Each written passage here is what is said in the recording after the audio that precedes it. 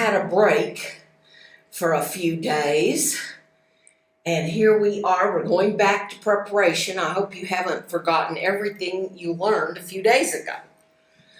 And like Kevin said, this requires a lot of thinking, right? A lot of thinking, a lot of reflecting.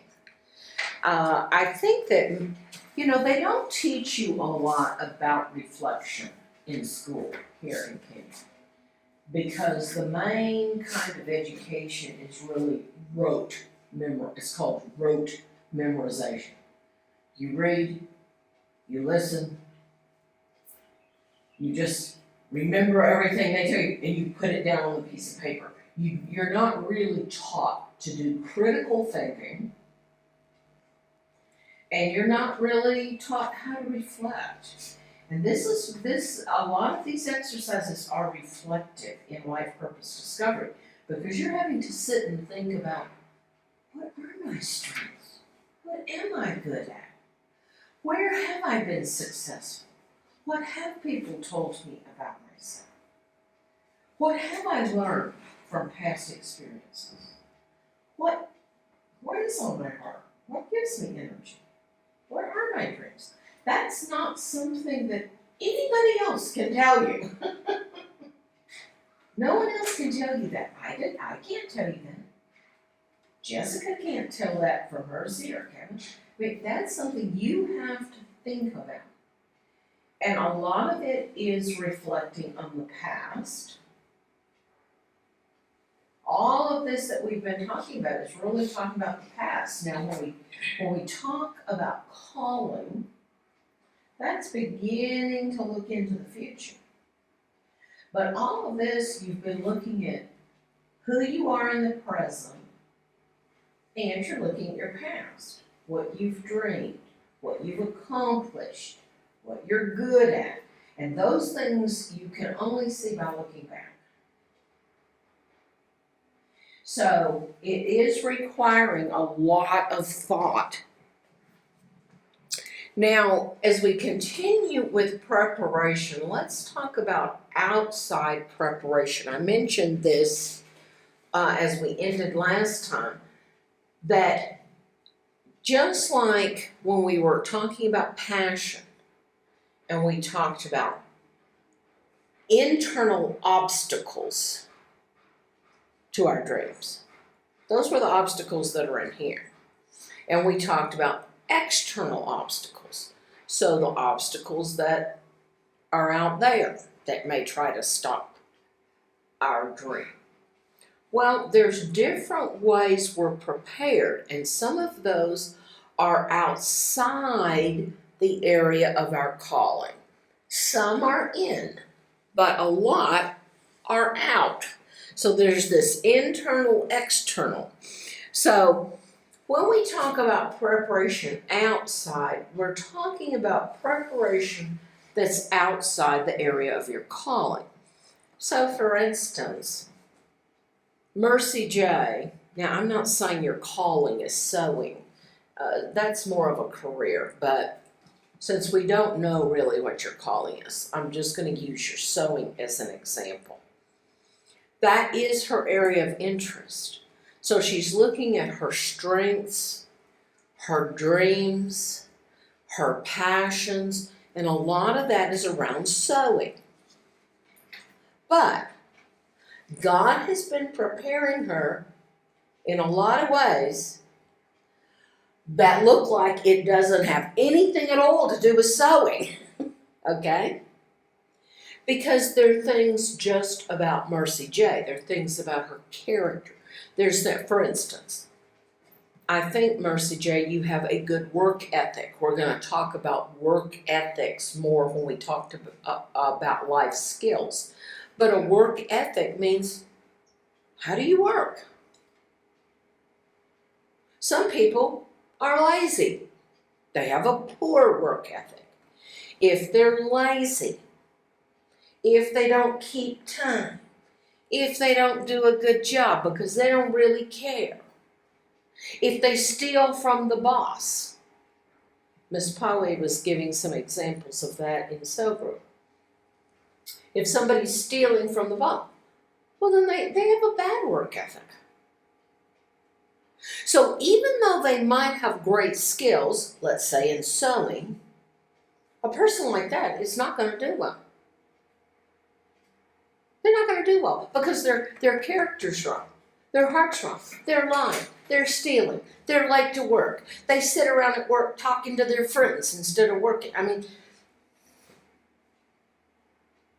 so there's a lot of things God is developing in you that has more to do with your character and your heart, your values, how you live your life, whether you can be trusted or not, whether you keep your word, whether you do your best, or if it's something you don't like to do, then you just kind of do it so you can say, yeah, I did it. But it wasn't a good job. So again, very often God trains us in the skills and character that He knows we're going to need for our future. You don't know your future. I don't know my future. But God sees what's coming. God sees what's down the road. And so He knows you're going to need this. You're going to need that. You're going to have to be a person of integrity. You're going to have to be a person that people can trust, or you're not going to get to your destiny. And He very often does that in a place that's disconnected. It looks like it doesn't have anything to do with sewing.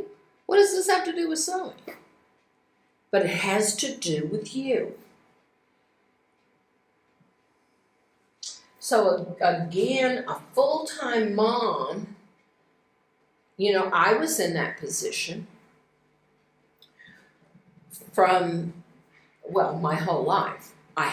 When I was in secondary school, I did not work a job. Now in the U.S., that's very unusual. Here in Kenya, I don't think there's any secondary students who work a job. But in the U.S., most of them have a little part-time job where they can make extra money. Well, I hadn't done that. Then I got married, and I was finishing university, so I didn't have a job.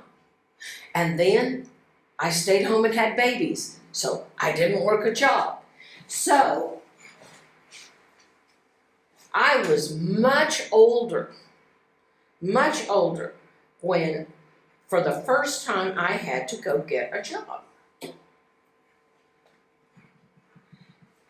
And it wasn't in my career field. The first jobs I had, I didn't go out and I wasn't a teacher. So if you've been staying home, doing laundry, cleaning house, feeding meals, then what skills do you have? Well, I had a lot of skills. A lot of it, I could be trusted. I was honest. I wasn't going to steal. I'm a hard worker. I'm very organized. I'm creative. So I was able to use some of the skills that I had learned even being at home to get a job. So that's what we're talking about it wasn't in the area of education. Now later on, I did use my education, and I was a substitute school teacher. And then I went on in other areas of ministry. And then for a while, I've talked to you about how I was a manager of a store. And I worked a couple of other sales jobs in stores. So I didn't have training in those areas. But we're going to talk about soft skills. Soft skills when we talk about the life skills. Hard skills, if Jessica's looking at studying computers, okay, when you take computer classes, you're getting hard skills. When you know how to do Word and Excel and PowerPoint, I'm teaching you Final Cut Pro. Those are hard skills. And what are soft skills? Soft skills are things like speaking English good, being polite, being friendly, smiling, having good hygiene so you don't smell. People don't want to hire you if you smell. Being trustworthy, being honest. Those are soft skills. And very often we don't think about the soft skills. We think, well, I have my certificate from computer school. So here's my certificate. See, I learned all of this. And the person who's looking at hiring you goes, so what? You're rude. You're late. You're not friendly. You don't do what I tell you to do. I don't care how many computer certificates you have. So we need both hard skills and soft skills. And the soft skills really very often, sometimes it's things like taking a bath, but a lot of times it comes back to character. It comes back to character and what God is doing in us. So we have a tendency to overlook the things, the value of the preparation, because it's not visible. We've talked a lot about invisible things. There's a lot of things in life purpose discovery that are invisible. Who you are on the inside. That inward character, not just outward skills. Now, today I want us to look at Joseph. We spent the other day we looked at Moses. I love the life of Moses. Did you enjoy studying about Moses? It's nice thinking about all that he went through. Sometimes in the Bible stories, we read the Bible story and we go, okay, yeah, Moses did this and Moses and that. And we don't think about, what if you were him? What if it was you who was 40 years out in the desert taking care of sheep and you thought your life was over, right? Well, I want us to think today about Joseph. And let's look at Joseph's trees. We talked about how in preparation, it's very often a tree-to-tree experience that leads us to the things we need to learn. And it's like a trail taking us through a forest until we get to where God wants us to be, where he can do what he wants to do with us. So think about Joseph. We start off in the story with him there with his family, right? Now remember, Joseph's mother had died when he was very young. Remember, his dad had 2 wives and 2 concubines. So there were really 4 of them. And oh my gosh, a whole lot of the story is about how those women hated each other and competed. I tell you, I can't imagine Dr. Les having another wife and I'm having to compete with her. Can you imagine? Oh, let me tell you, it never turns out good.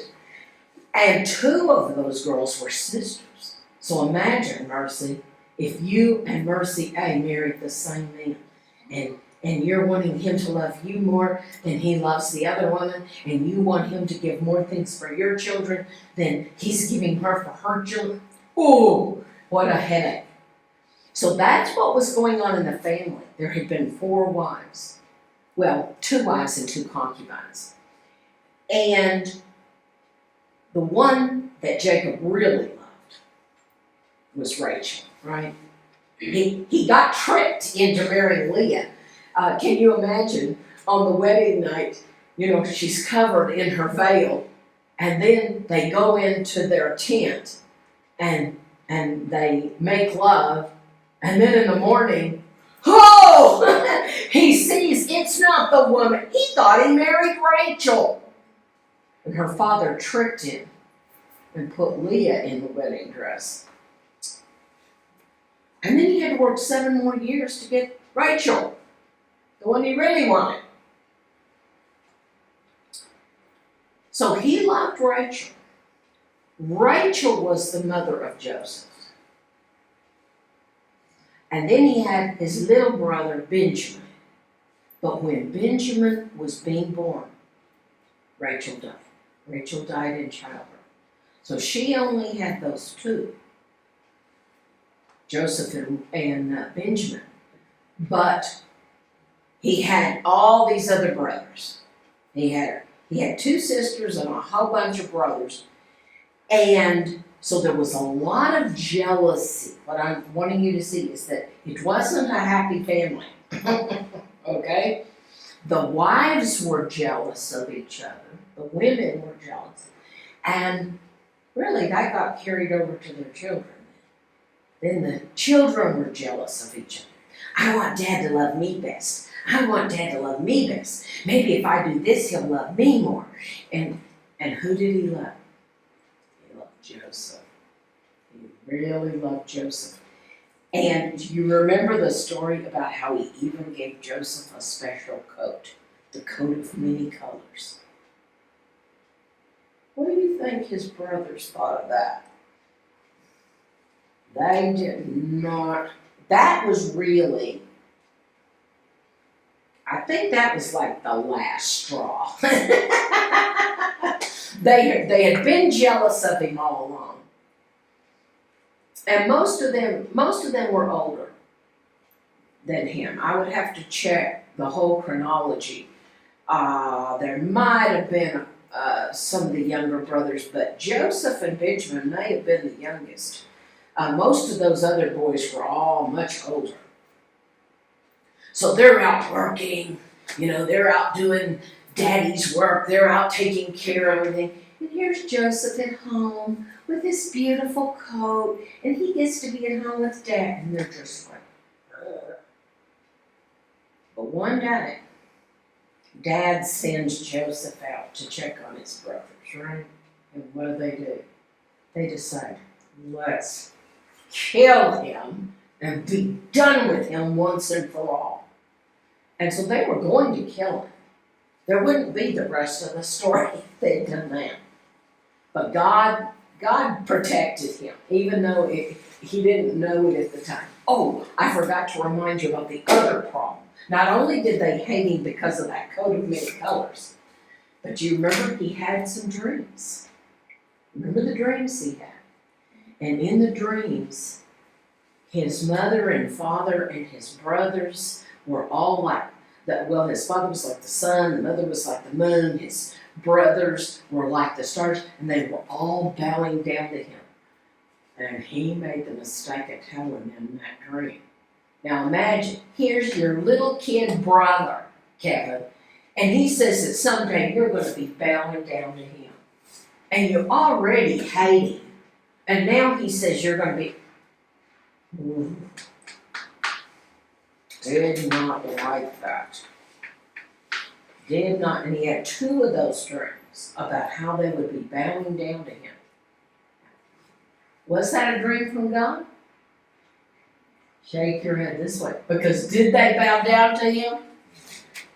Yeah, they were going to bow down to him, weren't they? But, do you know he was younger than you guys when he had that dream. He was about 17. So he was young, and here he is saying that his mother and father and brothers are going to be bowing down to him. So they were going to kill him, but then one of them said, you know what, let's not, if we just kill him, we get nothing out of it. Let's at least throw him in a pit, and we can sell him into slavery and at least get some money. So that's what they decided to do. They throw him in a pit, and then they see a caravan. There were always caravans going through. And so they sold their own brother into slavery. Now, Joseph, I don't think Joseph was a bad person. It doesn't say that he was mean or proud. It doesn't say that he was purposely teasing his brothers or saying, I'm the favorite, daddy loves me more than you. It doesn't say that he was doing that. But they could see the love that their dad had for him. And they felt like he loved Joseph more than he did them. And he did. They could see that. They were jealous. And then, even though he wasn't bragging about the dreams, they took it that way. They felt like, oh yeah, now he's telling us we're going to bow down to him. So, there was a lot of jealousy. Joseph was very young. God had a great destiny for Joseph. What an amazing destiny. What an amazing story that after all these thousands of years, it still encourages us. But God had to develop some things in Joseph. If Joseph was going to end up here in Pharaoh's court, if he was going to go all the way from being part of a family over in what now is Israel, it wasn't called Israel then, if he was going to go all the way from there to being the second in power to Pharaoh in the most powerful nation in the world, it was like he was the vice president, he was second in power and the greatest. How was a young boy, they were shepherds. They had cows and goats and they lived in tents. How was he going to get from there to here? God had a plan. God had a plan. And God was going to use all of this stuff to get him ready to be the man he needed to be. And that's what God's doing in our lives. Sometimes we go through some really hard things. He went through some horrible things, didn't he? You remember the story. Not only did he get rejected. Imagine how you would feel if you knew your own brothers were going to kill you, and then instead of killing you, they sell you into slavery. Gee, thanks. Now I feel loved. You talk about betrayal and hurt. And not only was Joseph hurt, but they hurt their father tremendously, didn't they? They took that coat of many colors and tore it up, making it look like a lion or something, and dipped it in blood and said, oh, Father, we found this. We found this coat. Do you recognize it? That's Joseph's coat. So all those years, just imagine, all those years, the father is grieving. When you lose a child, I can say this because I've lost a child. When you lose a child, you don't get over it in 2 weeks. In a year, you don't say, oh, well, he's gone. Too bad. No, you miss that person for the rest of your life. So for all those years, Jacob is still going, oh, this would have been Joseph's 25th birthday. Oh, Joseph would have been married by now. I could have seen Joseph's children. He's probably thinking all those things. So they caused tremendous hurt to Joseph and unimaginable pain to their father. But of course they could never tell him the truth, could they? Because then he would know what they had done. So they had to watch their father cry and be sad for all those years. So, the traders take Joseph down to Egypt. Well, you know what? As bad as that was, God got him from his family down to the right country, didn't he? Maybe not the way he would have liked to go. He didn't get to go on a jet plane or a train or even a car.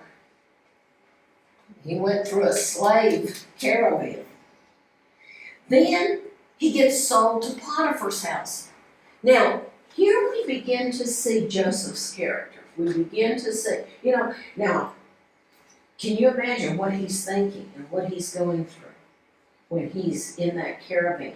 And then when he first gets to Egypt and then gets sold to Potiphar's house. Think what he could have been like. You see, when bad things happen to us, we're going to be better or we're going to be bitter. Think about it.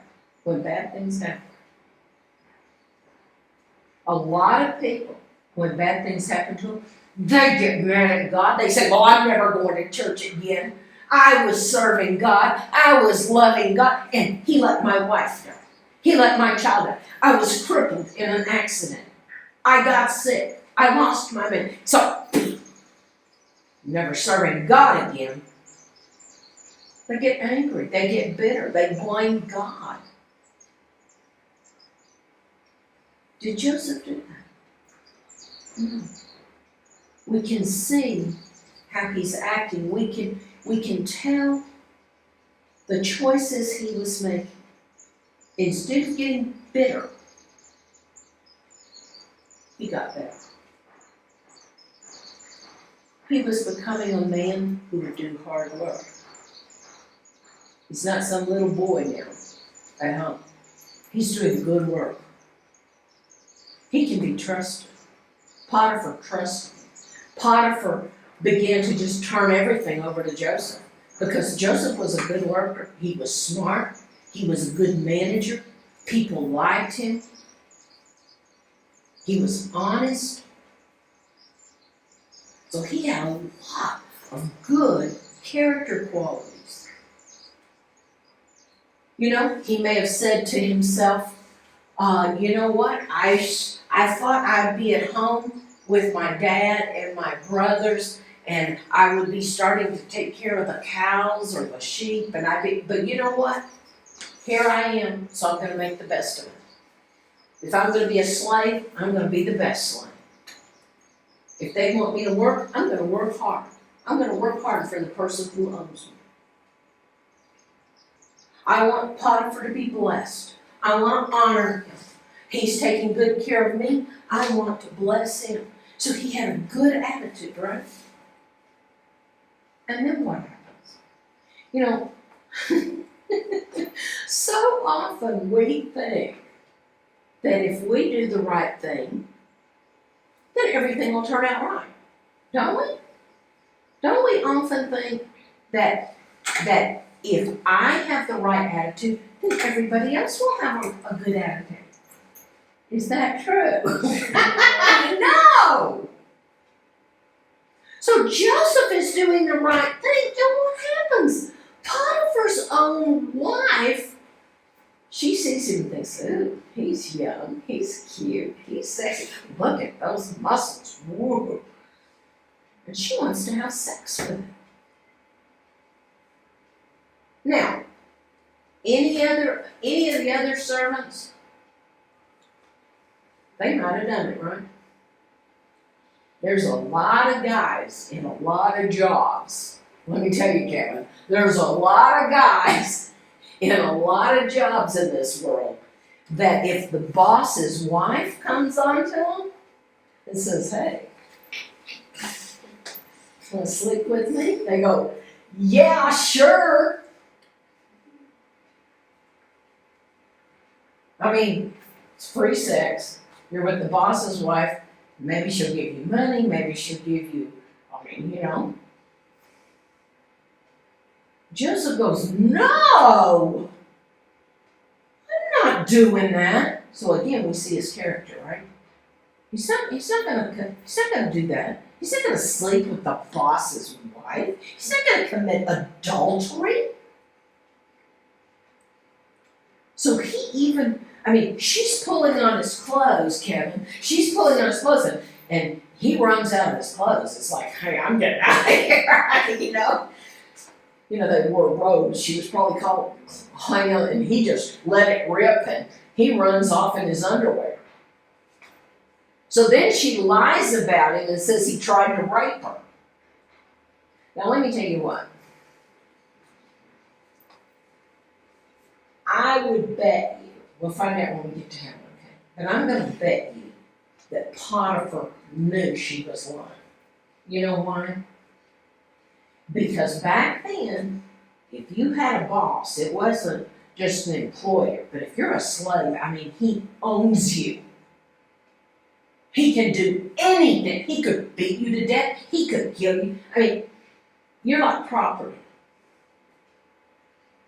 Slaves didn't have any protection under the law. If he kills you, he's not even going to go to jail because you belong to him. He can kill you if he wants to. So do you know what the penalty for trying to rape the boss's wife would be? It would have been instant death. If Potiphar really believed that Joseph had tried to rape his wife, he would have had him killed immediately. I don't think he believed it. You know, what's he going to do?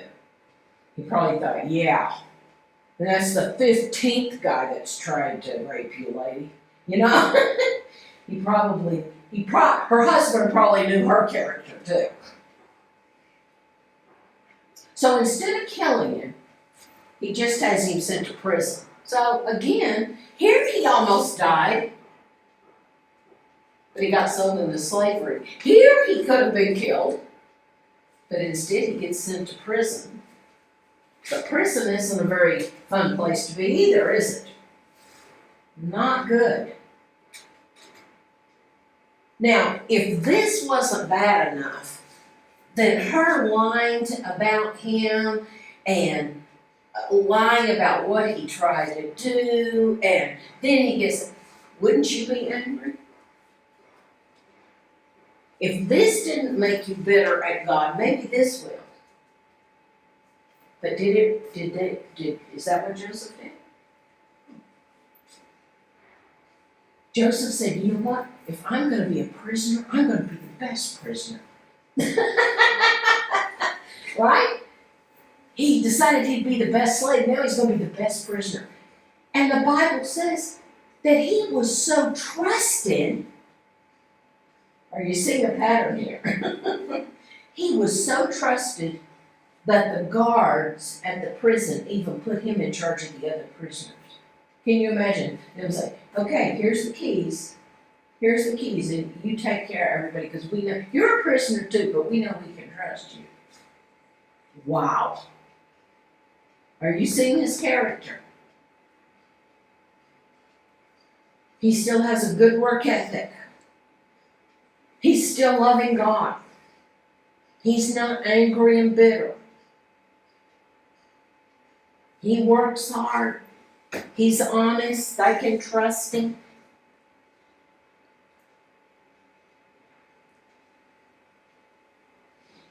I was going to check the scriptures. I'll have to double check. I'm pretty sure though that when Joseph got thrown into the pit, I think he was 17.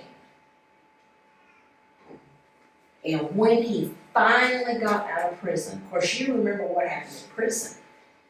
Not only did everybody trust him in prison, but then one day 2 of the officers in Pharaoh's court got thrown into prison. The baker and, I think it was the baker and the cupbearer. And they had dreams. Now remember, Joseph had a dream, right? He had a couple of dreams.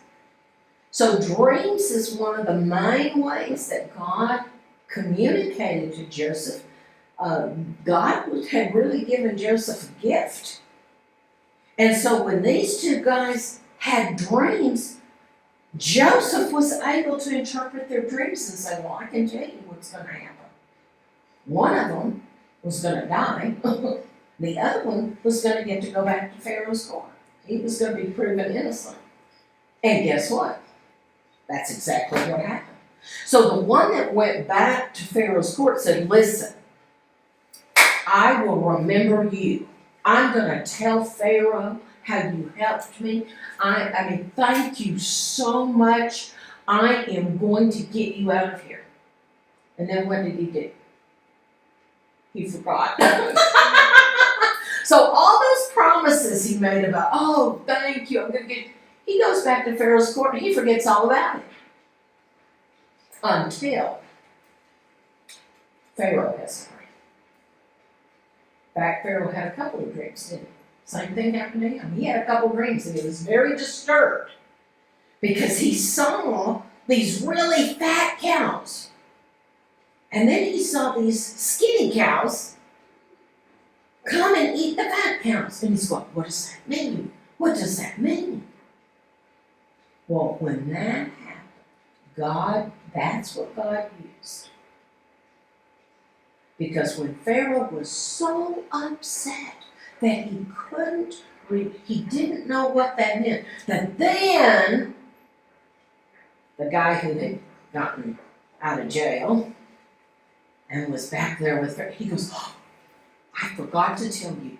I just remembered right now that when I was in jail, I had a dream, and there was this guy, there was this prisoner in jail, and he could tell me the meaning of the dream. So you could call him. Maybe he's still alive. Maybe he's still there.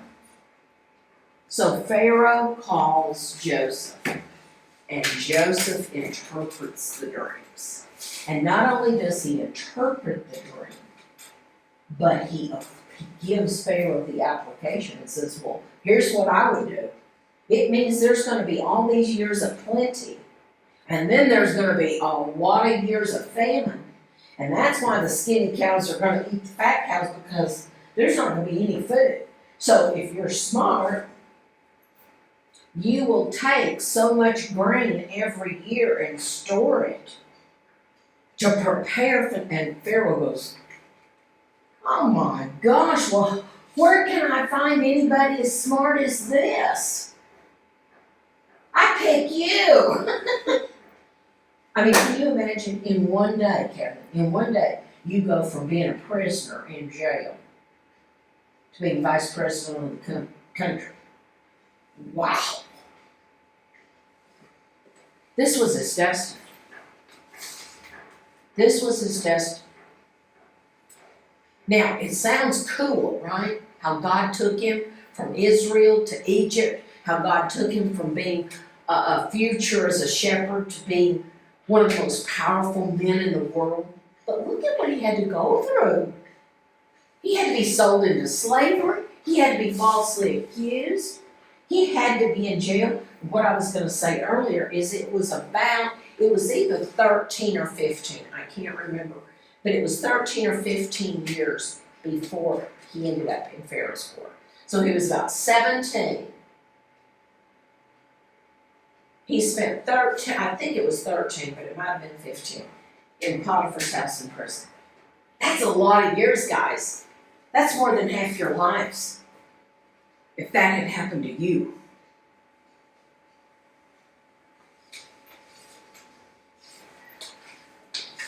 But his story didn't end there, did it? That he came into his destiny. He did come into the place. The job, you might say. More than a job, right? I mean, he was going to save millions of people's lives.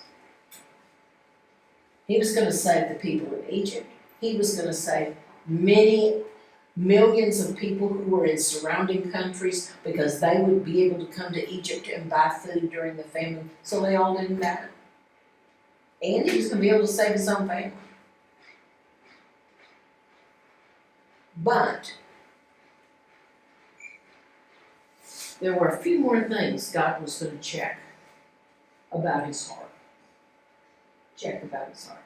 In the book I told you about last week by Dr. Robert Clinton, called The Making of a Leader, he talks about how when God is forming a leader, God gives us a lot of heart checks.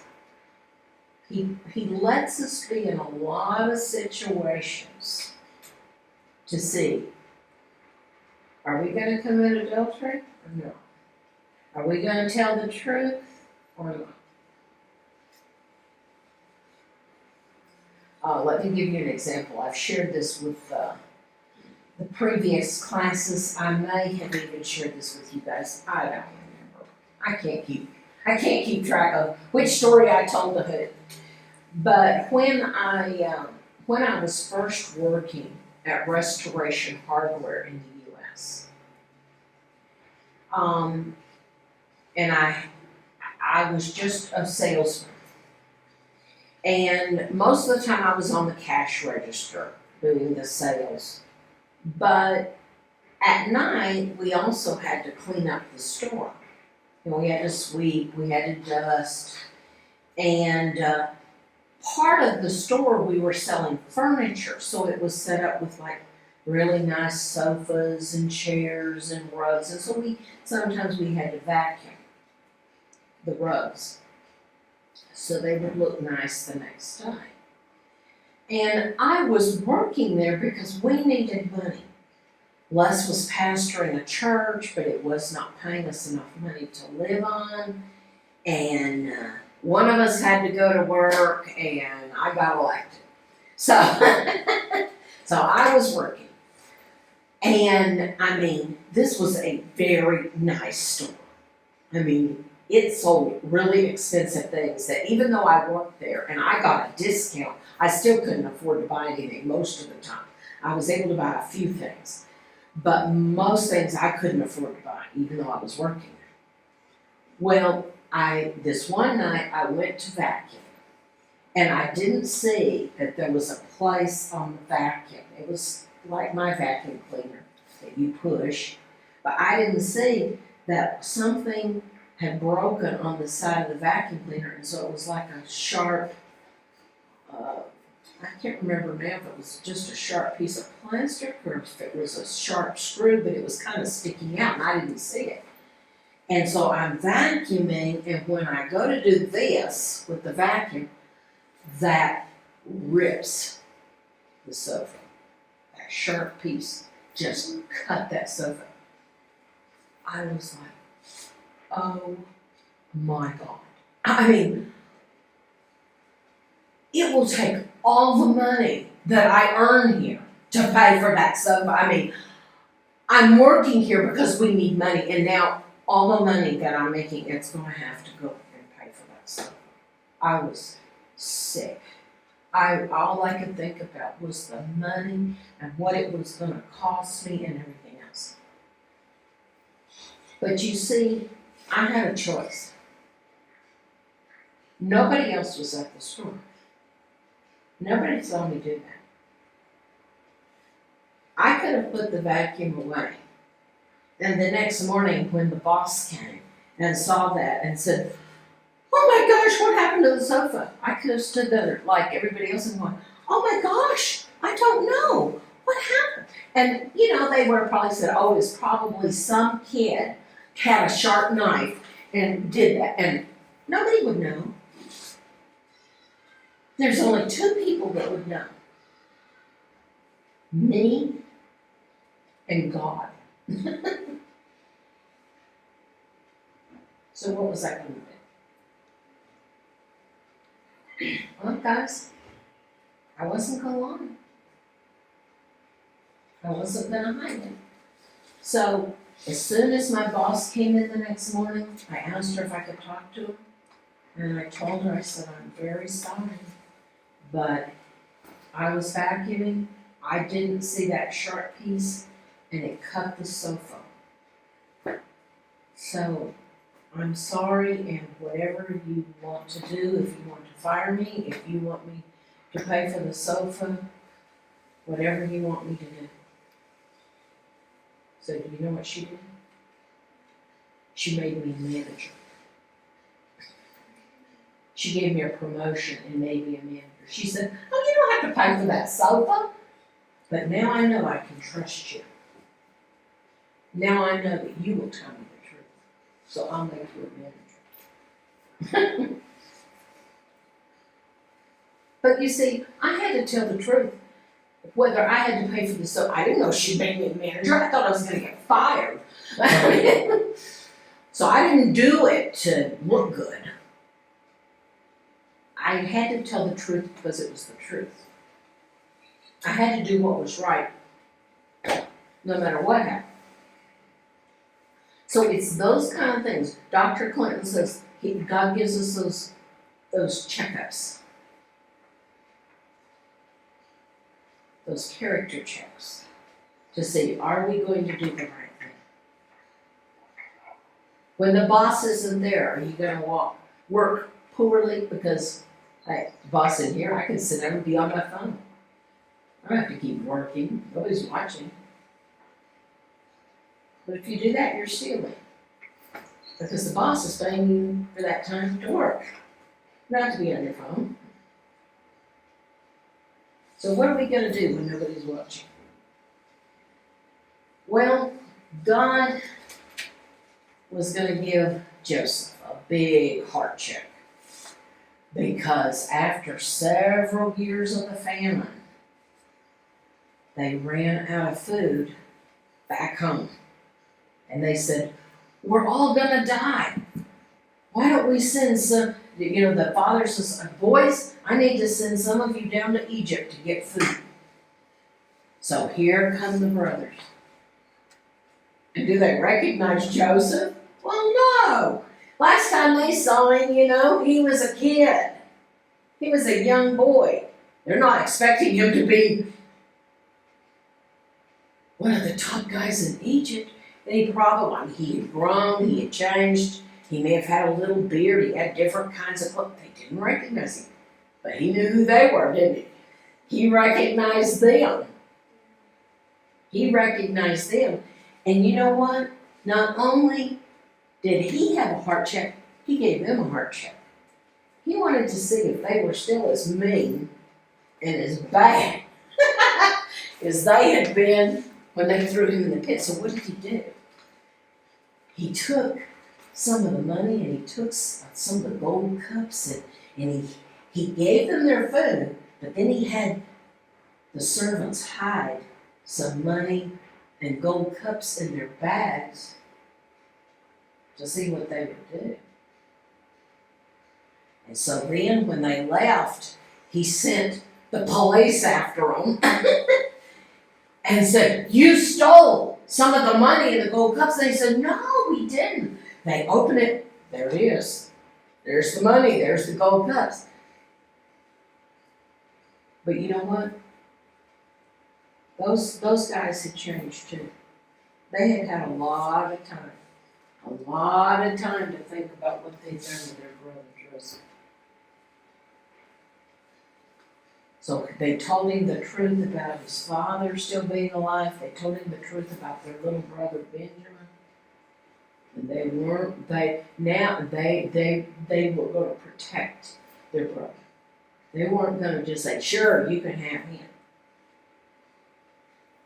He saw that their heart had changed.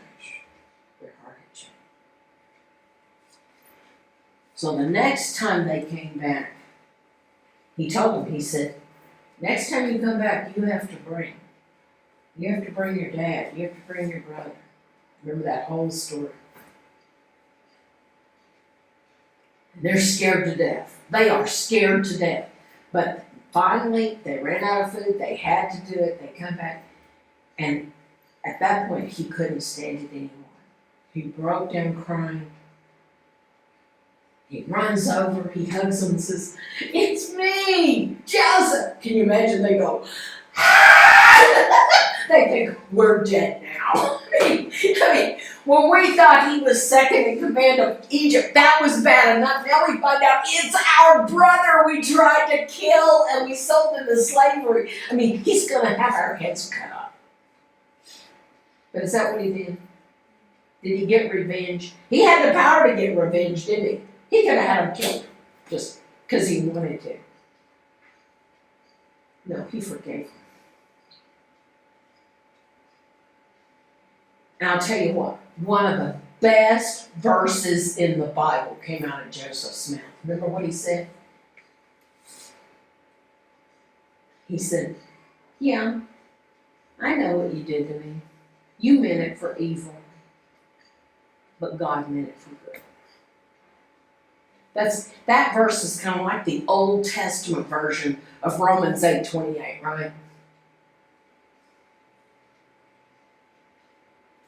that God's able to take the bad. He's able to turn it around and bring good out of it. And Joseph could see that. He could see that. He could see that in his whole life. He could look at what God had done in his life. He could look at how God had taken him and how God had been faithful and had blessed him. And then he even got reunited. Imagine his dad. His dad finding out that after all these years, he's not dead. He's alive. Of course, Dad found out what the brothers had done, right? I mean, oh, I can't imagine how he felt about that, but he had to forgive them too. But Joseph got reunited with his brothers. He got reunited with his dad. He even said, you know what? The famine's going to continue for a few more years. So you know what? Just bring all your cattle, all your herds, everything. Just move down here. I'll give you some land. And guess what that was? That's how God got the children of Israel down into Egypt. And for many years they were blessed, weren't they? But then they were turned into slaves. And that's where Moses came from. Then we have the story of Moses. But it was Jacob's family, it was his boys, it was Joseph. That's how they got down to Egypt. They got down there because of the famine and because of Joseph saying, I'll take care of you here. I'll protect you here. But after Joseph died, many years later, Joseph was about 17 when he got thrown into the pit. He was about 30 when he came to power. He lived to be 110. So he still lived a lot more years. But after he died, and there was a new Pharaoh. Pharaoh is a word for king. It's not a name, it's a title. When the new king came, he didn't know Joseph. He didn't know all this story. And so the children of Israel, all that family, were made slaves. So Joseph was blessed in the reunion with his brothers, the reunion with his dad, and he lived like 80 more years. 80 more years he lived being a ruler in Egypt and being able to bless his family, spend time with his brothers. You know, those boys, Kevin, those boys were so afraid because of what they had done. They were so guilty. You know, they were afraid of him when they found out who he was. They thought he was going to kill them. But he forgave them. And then, when their dad died, they thought, now he's going to do it. Now he's going to repay us. Now he's going to kill us. But that's not right. He kept having to tell them over and over again, I forgive you. I am not going to get vengeance. I have forgiven you. God has used it. Many times, let me tell you, this is a key. I do a lot with soul therapy. Soul therapy is helping people get over the wounds of the things that have happened to them in their life. Because when bad things happen, many times we're hurt. We don't understand. We may be angry at other people. We may be angry at God. There's all kinds of problems we can have in our heart, in our mind, in our spirit because of the bad things that happen. And many times, what makes the difference, what begins to bring healing, is called reinterpretation. Because here's Joseph's story. The story is the son, right? I mean, the story is the story. But how Joseph interpreted the story was what was going to make all the difference. Because he could have said, yeah, I had a great life ahead of me. I was the son of one of the richest shepherds in the whole area, and he loved me. He was probably going to give me a lot. And then what happened to my life? My brothers betrayed me. They threw me in a pit. I was sold into slavery. I was lied about and falsely accused. I was put in prison. And I was just lucky enough to get out of prison and get to be with Pharaoh. But look at my life. And you know what? That is what happened. That is what happened. But that wasn't Joseph's interpretation, was it? We talked about seeing with spiritual eyes when we were talking about spiritual gifts, weren't we? Seeing with spiritual eyes. Sometimes we need to have our spiritual eyes open to be able to look at even bad things. This was bad. This was bad. This was bad. It wasn't Joseph's imagination. Bad things had happened to him. But he was able to look at it and say, you know what? All things work together for good to those who love God and are called according to his purpose. That's what he was saying basically in Genesis when he said, hey, you meant it for good. But you meant it for evil, but God meant it for good. God, do you know that when you threw me in the pit and sold me to the slave trade, do you know that took me from where I was down to Egypt?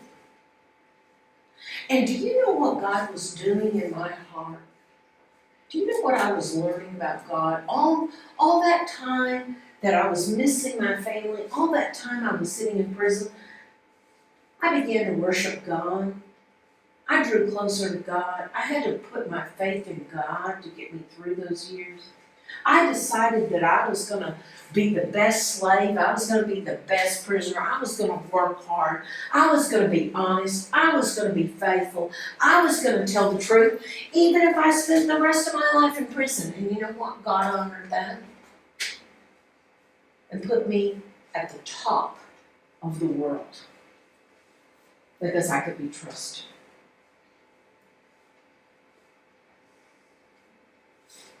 You know, the Bible says that David was a man after God's own heart. I think Joseph was right up there. It doesn't say that about Joseph, but he had the right attitude. He had the right attitude about life. He let God work on his character. So Joseph was taken from a dungeon, a prison cell, to stand in front of the king of Egypt. Now imagine if Pharaoh had turned to him and said, well, could you at least give me your vitae? You know, could you show me your resume? Before I hire you and make you second in command in Egypt, at least show me your resume. Well, let's see. I was a shepherd, and then I was a slave, and then I was falsely accused, and then I've been in prison. Wow, great resume. Yeah.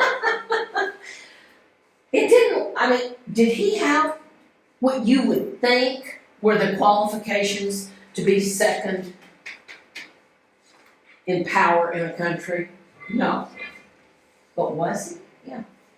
Because he might have looked like he was totally unprepared, but his heart had been prepared, right? His heart had been prepared. His character and his wisdom were so evident. It still just blows my mind. It was so clear what kind of person he was that Pharaoh immediately trusted him and gave him control over the entire Egyptian economy. I mean, it's just staggering. How did Joseph gain confidence and security to move directly from prison to his call as a national leader? It was because God had prepared him. That is the only explanation. It just doesn't make any other sense. But he had been prepared by God. The secret is preparation is more about inward growth.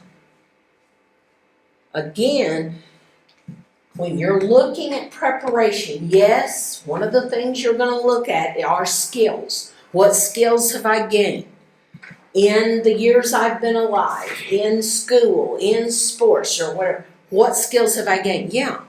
And what credentials do I have?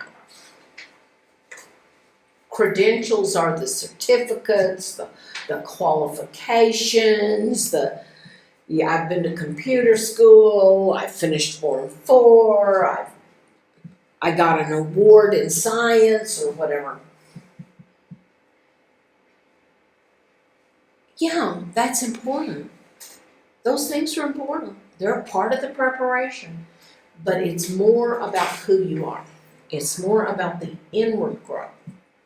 So most of Joseph's outward preparation. Now remember, I forgot about this, to say this, that, that whole time he was here, he learned Egyptian, right? Did he know how to speak Egyptian before? No. We might have said, he was kind of like from up country. He didn't know all this education stuff. But he learned it, didn't he? He learned it. He learned the language. He learned how to be a good manager. He learned that in Potiphar's house. He learned that in the prison. He learned Egyptian customs. The incident with Potiphar's wife that sent him to prison really was his graduation. Now you think, oh wow, what a great graduation. But he graduated from Potiphar's house in that first season of outward preparation. Obviously in prison it was intensive inward growth. So again, like we saw with Moses,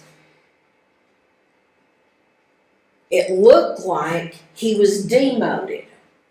It looked like he was punished. But that's what he needed. That's what God was going to use. God humbled him. The sun and the stars were going to bow to him. But he had to have the right heart so that when they did bow to him, he wasn't proud. He knew that God was the one that had put him in that position when they bowed down to him. So he was on the right course. He was growing in humility, trust, and dependence on God.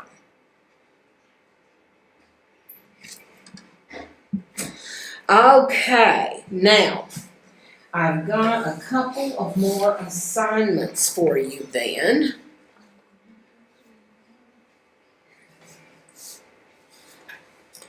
First, well, go ahead and take these. Take one of each. I think you'll have one left over. I want you to look at two things. Well, three, really. You already have this one. Okay, you've got some homework. More thinking to do, okay? This is a skills inventory. We said skills are not natural strengths. They are things that you've worked on improving, but hopefully you have been working on the skills on top of your strengths, but you may not have been. So either way, and it gives you some ideas up here of all kinds of things. So I want you to think about and list what things have you worked on. So these are not natural strengths. These are skills you've developed. Maybe you worked on them in school. Maybe you've worked on them in sports. Maybe you've worked on them since you've been here. But these are skills that you've developed. Then you've got your page there on the external and internal, well, your resume, really. So you've got some questions to think about, again, about the past in your life, and then what God's been doing in your character. Now back when you did, this is back in design, so you'll have to go back and look in your notebook. But under the weakness exercise, you had a thing that I told you not to do before.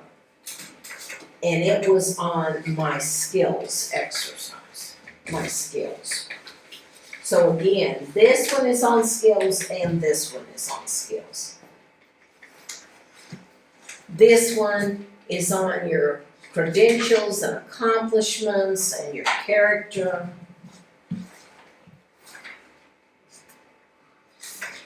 So that's what you're going to work on. Any questions on today's? Any questions on this before I let you go?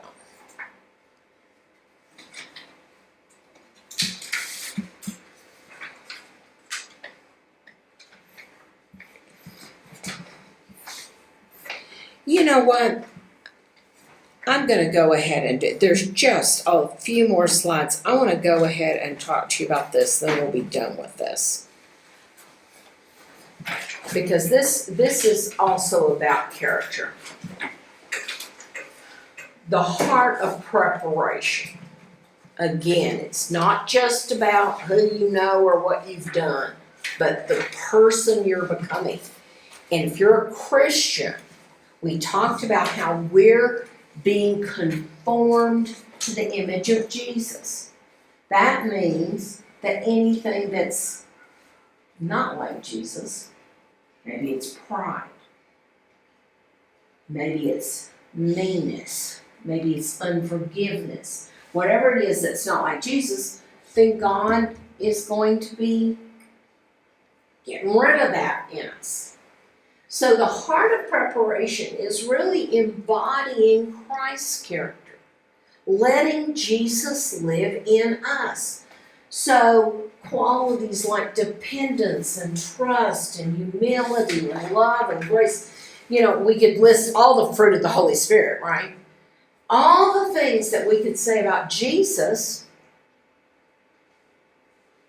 And let me emphasize something. Jessica, you don't have to try to be like Jesus. There's a big difference between Jessica reading the New Testament and reading about Jesus and reading about his love and his mercy and his forgiveness, and then Jessica saying, okay, I'm going to try to be like Jesus. I am going to try to be good like Jesus. I'm going to try to act like Jesus. You know what? I have good news for you. You don't have to try to be like Jesus. Jesus lives inside of you. So you don't have to try to be like Jesus. You need to let Jesus be Jesus in you. So character development is vital. Again, eternal content of what people receive when you serve them.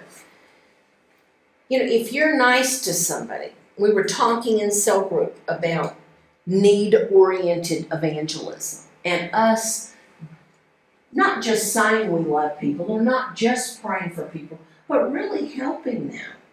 If they have a need, helping to meet that need. Well, when Kevin helps somebody to meet a need, Kevin, are they going to see just, wow, Kevin's a nice guy. I like Kevin. Kevin's a great guy. Kevin helped. Is that what they're going to see? Or are they going to see, you know what, there's something different about Kevin. It's something more than Kevin. I think it's probably Jesus inside Kevin. You see, that has an eternal impact. It's not just that they like you, it's that they're drawn to God. They're drawn to Jesus. They may get saved because they see the light of Jesus shining through us. So there's an eternal content that we're wanting to communicate to people. That's what I'm trying to do. When I'm dead and gone, I don't want you to just go, oh, we loved Miss Twyla, she was so sweet. No, I want your life to have been permanently changed because of what I taught you and how I loved you and what I put into you. I love you, but it's not just hugs and kisses and chicken dinners. I'm trying to there's an eternal deposit I'm trying to put in you that will carry you through your whole life, and that you will put that deposit in your children. You'll put that deposit in other people. That's Jesus. Jesus is the only one that can do that. So the true power of service is not that, you fixed somebody's roof, or you went and visited them in the hospital, or you mowed their grass, you gave them some money. That's good if that's what the Lord was prompting you to do. But you want them to see that, somebody cared enough about me. I saw Jesus. Nobody's ever done that for me before. Nobody's ever come and helped me like that. That's more than mercy. It's more than Kevin. It's more than Jessica. So again, your skills, the things you write there on the paper, your skills channel your character. Again, it's not just that you're really smart or really talented or you can really sing or whatever it is. It's not just your skills, but those skills are going to come out through your character. Yeah, the better your skills, the more people are impacted by what's in your heart. But you need both. If you have the skills and you don't have the heart, that's where the story goes more like King Saul or Judas. Good skills, bad heart. But if you have a great heart and you don't work on your skills, there's not going to be as much that you can share with people. So you want both. You want both. Great leadership skills, but if you're primarily motivated, a person can be so smart, so talented, but if the heart motivation, if it's that I want approval, I'm ambitious, I want to be rich, I want to be famous, but it's not going to work. Then even the good things you do are damaged by your bad heart. Okay? We want both. We want both.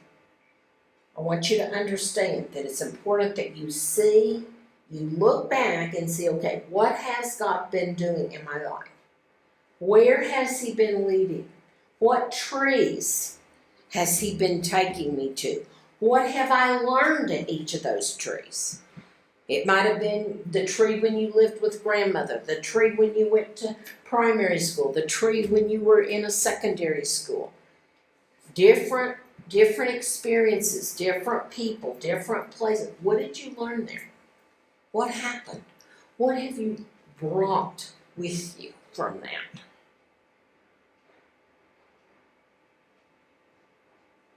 What skills have you gained? And how has your heart been changed? You need the skills, but you need the character too. Both. Both.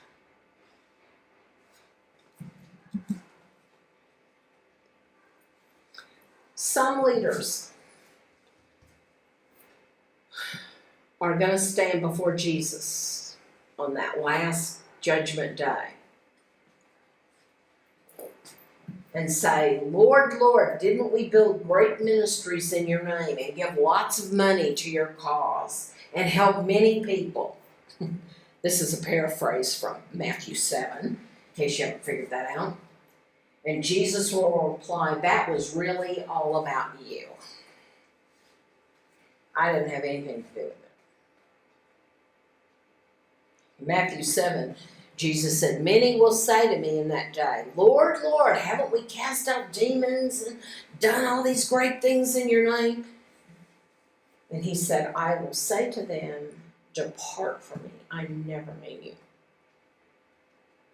So again, this is a heart check.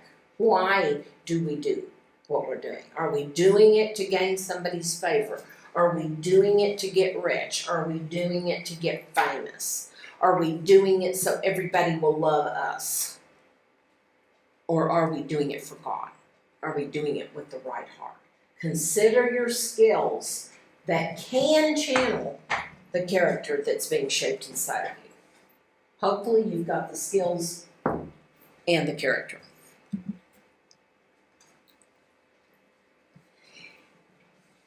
You see, there are character weaknesses. Do you remember that before I said, when we first were looking at weaknesses, and I said there's a difference between natural weaknesses and character weaknesses. Do you remember that?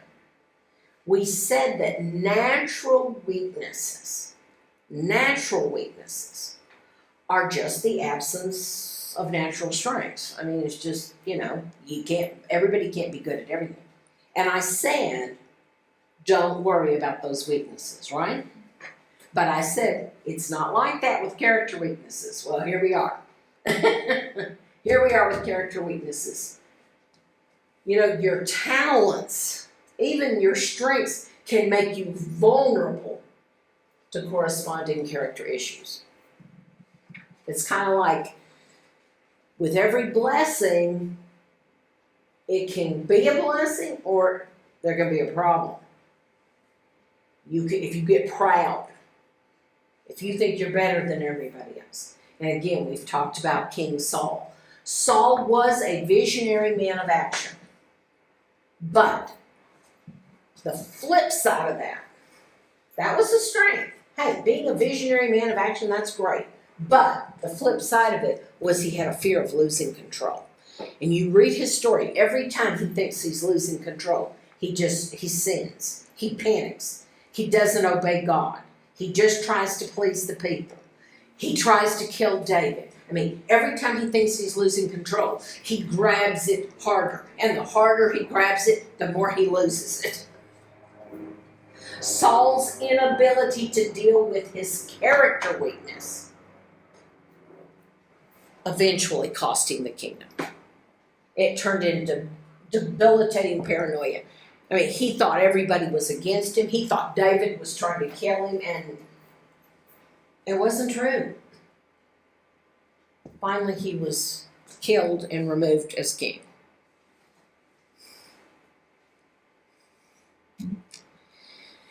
So, a serious character flaw can destroy a lifetime of work with our best strengths in a single moment. There are a lot of pastors, at least in America there have been, a lot of pastors who have built huge ministries and preached to thousands, even millions of people. And then they commit adultery.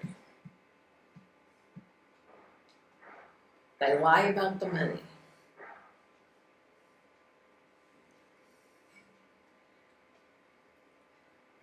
There's a famous guy in the U.S., who said that usually, Mercy J's going to be talking to the kids today about temptation.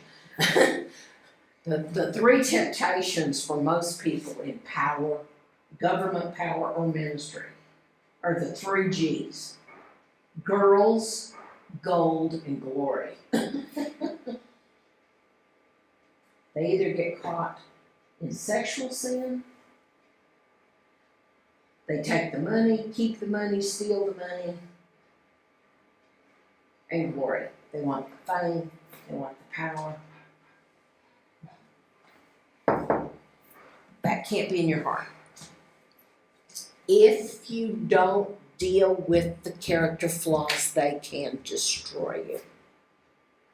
So, unlike natural weaknesses, character weaknesses cannot be ignored. You know, if you're not a great soccer player, then don't play soccer, you know.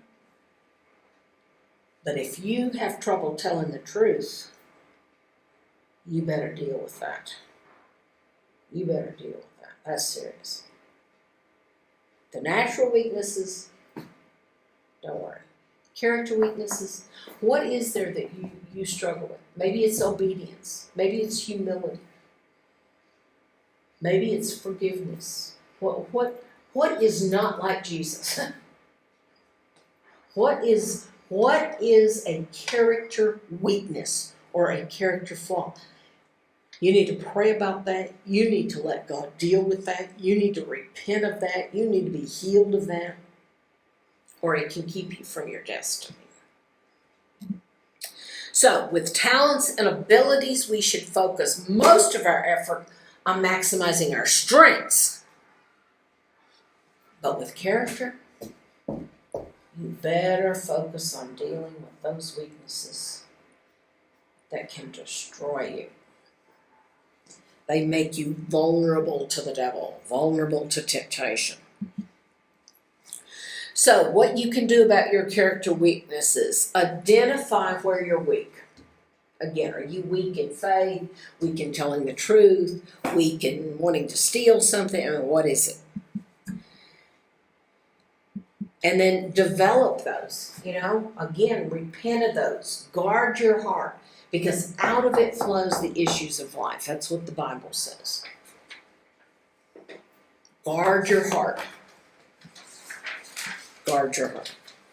Okay, let's talk briefly about negative preparation. We're going to finish this whole section. Negative preparation is when failure, suffering, or difficulty brings us unexpected gifts that launch us toward our destiny. That's exactly what happened with Joseph. This was suffering. This was suffering. This was suffering. But you know what? They brought him the gifts that he needed, or he would have never ended up there with Pharaoh. God does things his own way, and sometimes it's almost impossible to sort out what he is up to until he brings it all together. You know, if you had looked at Joseph's life, remember I said there's about 13 years between here and here. Remember those snapshots we talked about? If you took a snapshot at year 1, year 2, year 3, 4, 5, 6, 7, 8, 9, 10, 11, 12, you would have said, bad, getting worse. I mean, right? And then, whoo! In one day, it all made sense. In one day, it all came together. Boom. Suddenly, it all made sense. Preparation, guys, it's not easy. It takes a lifetime. It takes a lifetime. It's not easy, it's not smooth, but it prepares you for what God has planned, if you'll let it. During the times of negative preparation, you often feel like a failure. How do you think Joseph felt? How do you, even here, how do you think he felt as a son, as a brother? How do you think he felt knowing his brothers hated him? How do you think he felt here, being falsely accused? He would have probably thought, hey, I thought everybody here loved me. I thought I was doing a good job. I thought I was going to be a success. And it just keeps going downhill.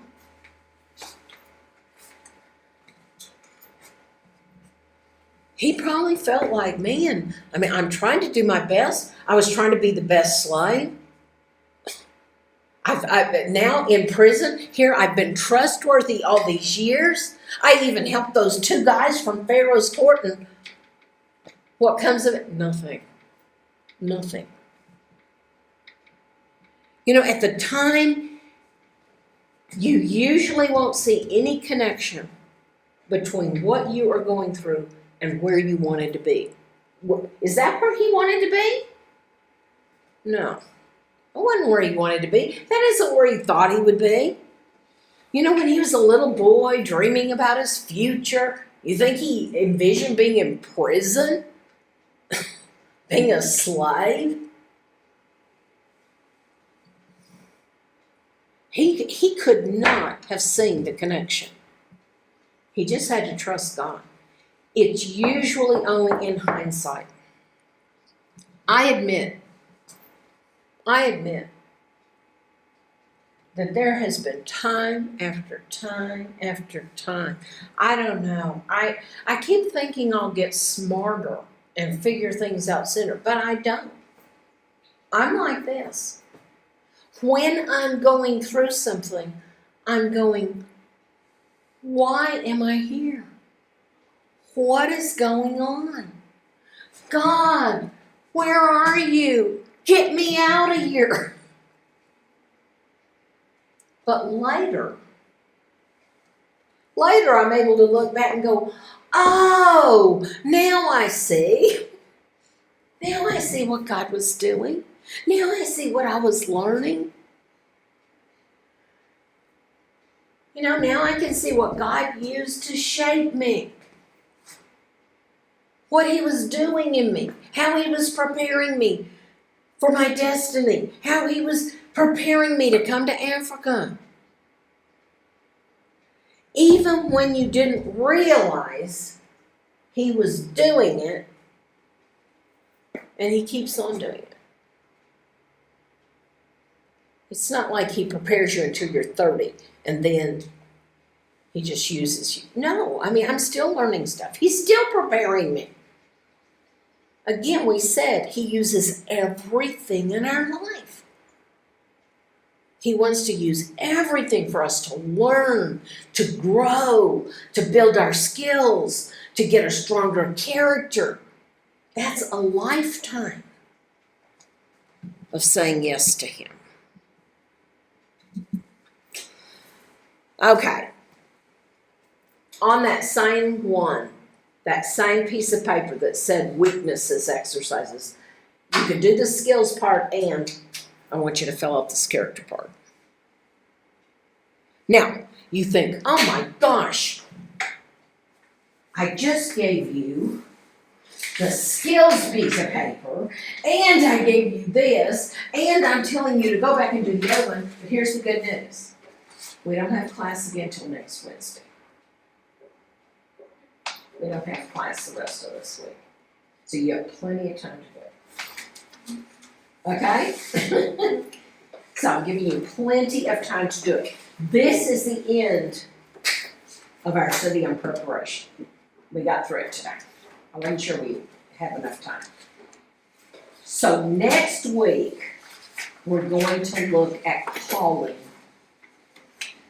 Then we're going to begin pulling it all together. We're going to look at some career choices, analysis. I'm going to go over stuff with you individually. So next week is our last classes in Life Purpose Discovery. We'll have the classes, then we'll be doing individual work with you. Then either probably 2 weeks after that, then we'll start on the life skills classes. Okay? looking at those soft skills that you need to develop to do well in any career. Okay, any questions or comments on Joseph, character building, any of that? Anything that wasn't clear, any words you didn't understand, any ideas that something maybe that you had seen that you had never seen before about Joseph? That whole story in Genesis.